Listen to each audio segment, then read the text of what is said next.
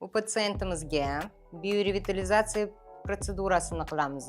Yuzlari juda ham quruq, mayda ajinlikka moyilligi bor.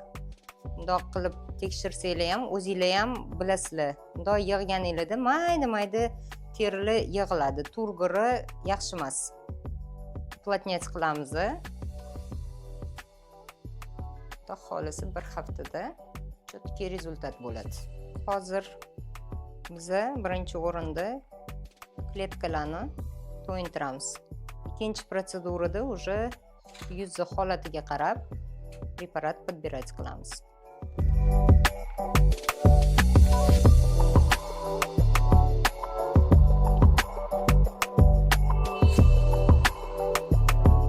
Bu preparatimizni вообще o'zi qarish belgisi endi boshlangan paytda srazu bitta yaxshi biorevitalizant olsanglarchi, ancha yuzinglar to'yinadi, kletkalaringlar to'yinadi.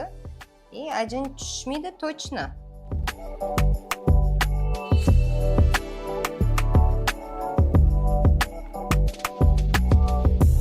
Patsientkam 34 yoshli, 4 oyda bitta keladilar.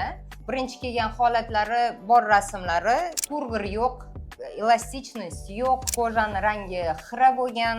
Hozir xudoga shukr mana har 4 oyda keladilar. Домашний уходda programmasini yig'ganmiz вот hozir bitta ham ajin yo'q, mimicheskiy ham, loblarida ham hammasi ровный bo'lib tekislanib ketdi. Shuning uchun qizlar vaqtida qaranglar. Chuqur ajin tushib ketgandan keyin uni yamash juda ham qiyin.